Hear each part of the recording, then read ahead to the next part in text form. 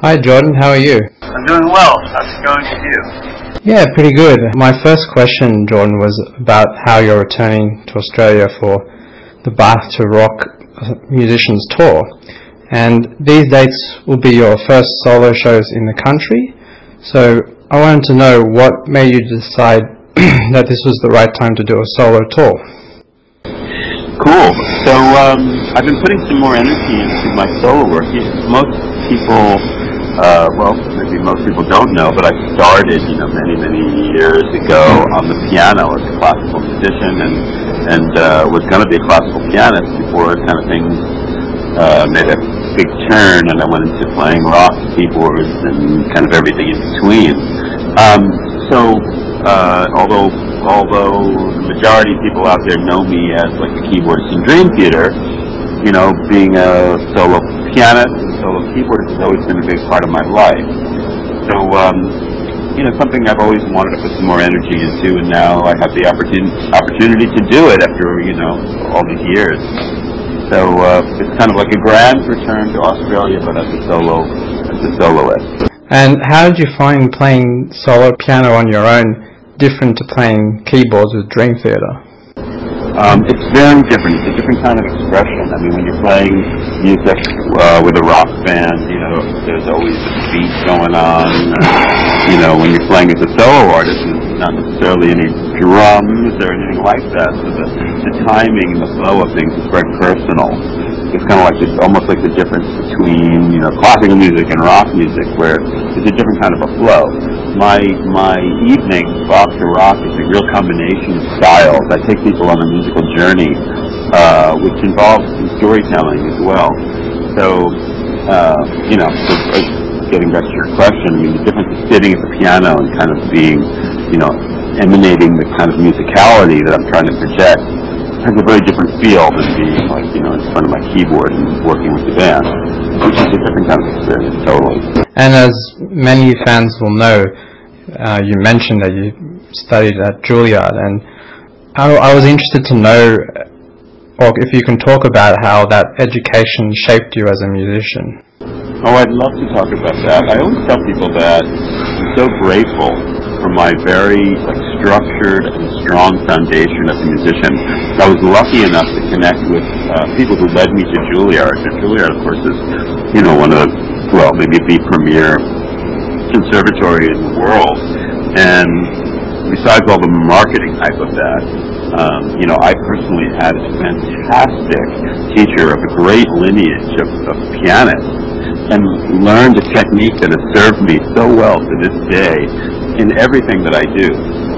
Just the way that I can take what's in my head and put them out through my fingers, and was given the opportunity to develop, a particular kind of pianistic technique. I mean, not a day goes by where I'm not making use of that training. So there's a whole lot to be said about that kind of education.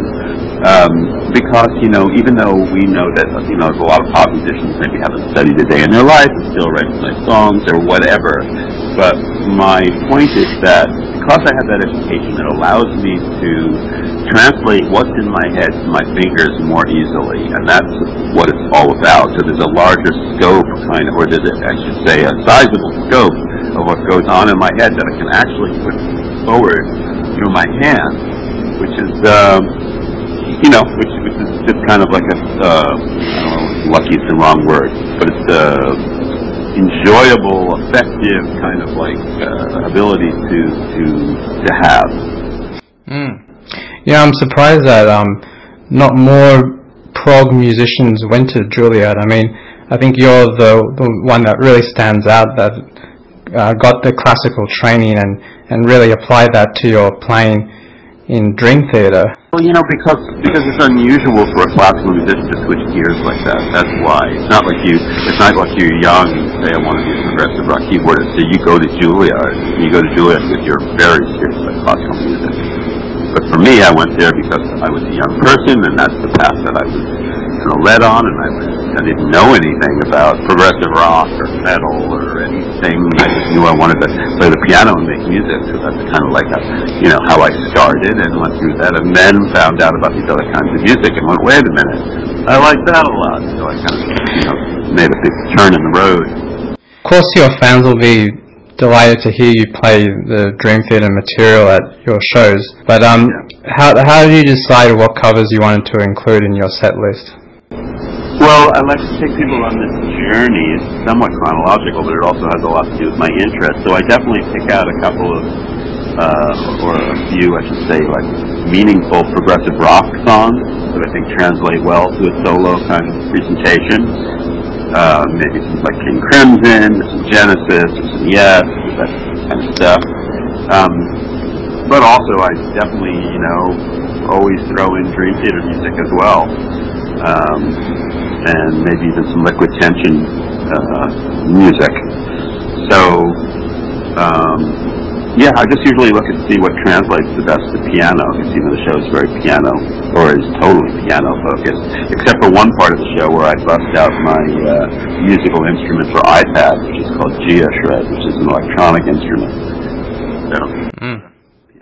And you've also released many solo albums with your acoustic piano playing of original compositions and of playing covers, like on your album The Unforgotten Path. Right. And do you have plans to record more solo piano music of covers or of original songs in the future?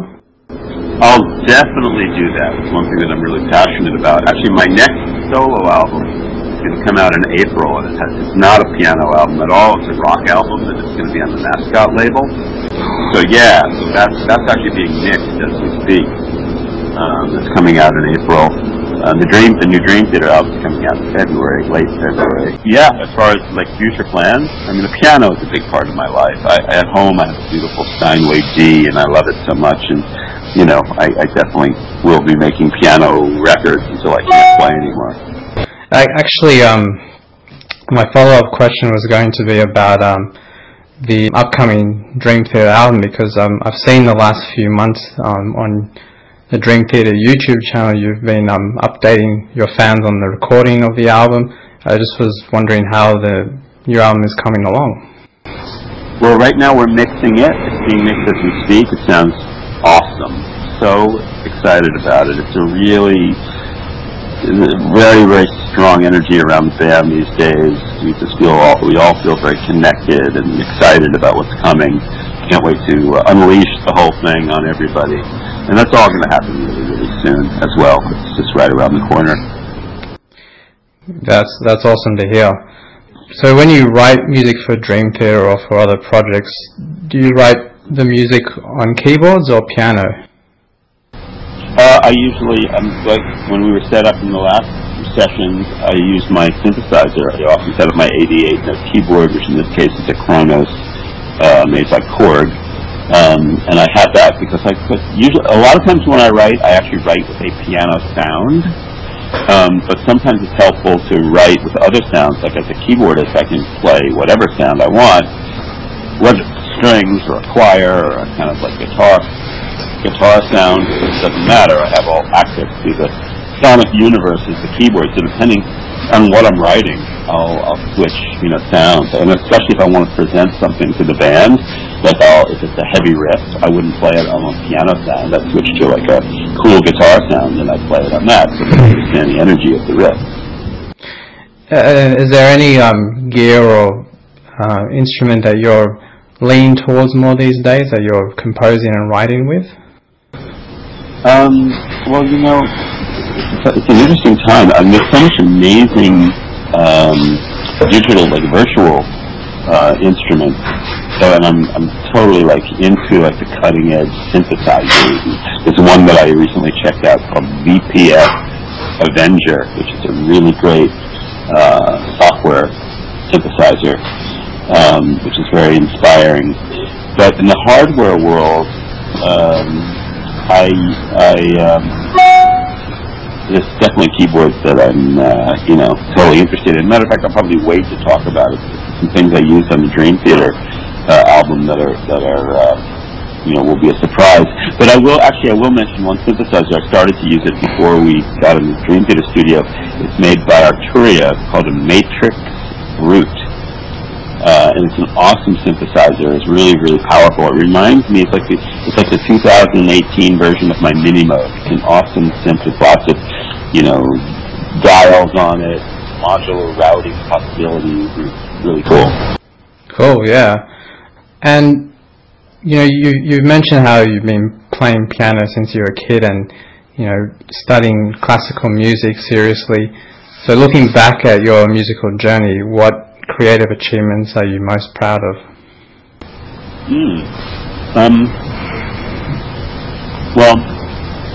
Some years ago I wrote a piece for keyboards and orchestra. It's called Explorations for Keyboard and Orchestra. Matter of fact, I was just in the Czech Republic performing it with a full orchestra. That's a pretty cool feeling, like that actually got done. And it started out as a request from a promoter friend of mine in Venezuela.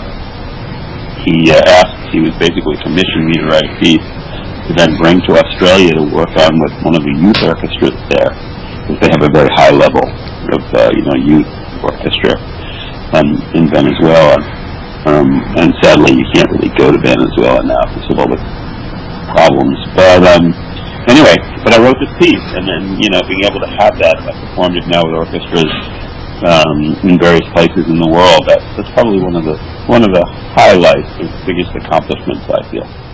It sounds really exciting that you're going back to your roots with this tour, and how you're bringing your fans along with you to go through your musical journey. And I hope it all works out for you, and that the tour is a success.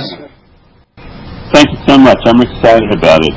One final thing I'll say is that one of the nice things about this tour is that I'm going to be doing a bunch of meet and greets in Australia, and the nice thing about it is that I'll be on my own, really, so I can kind of call the shots how I want to do it. And it's a nice opportunity for me to get a little closer with the fans, and I'm going to start it out at the piano, invite people in to the hall, and talk a little bit about what I do with the piano and answer some questions, and then have a chance to do the more typical kind of like signing and photos and all that kind of thing. So my trip to Australia this time, I expect to have the opportunity to really connect with the wonderful fans that are there. That sounds nice. You do also find now that younger aspiring keyboardists are also going into the path that you did, like wanting to go study at a conservatorium or at a music institute more seriously? Yeah, I find people who are interested in the education earlier on. If they become a fan of the music early, well then, they certainly want to get a proper education for sure, because they realize that being able to be a musician on a high level might take some work. I find it's just an interesting time, like with pop music and the technology today, that it's very much people in their bedrooms composing the music, but there's also a world of knowledge out there that you can learn from going to music institutes and going to study music on that levels. And also one of the things that I do educationally is, because I can't teach on a private level because I do so much touring and I'm busy, I set up something called the Jordan Rudess Online Conservatory, which is an online resource which has all kinds of MIDI files and video files and notation, slowed down files from me and my musical world and experience. The website is jroc.us if anybody's interested to check it out. You can see the kind of Jordan Rudess educational world at that site. Oh, great! That's a good note to end on. Well, thanks again for speaking to me, and good luck with the Australian tour, and also for the release of the Dream Theatre album next year, and all your other endeavours. Thank you so much. Take care. All right. Thanks, Jordan.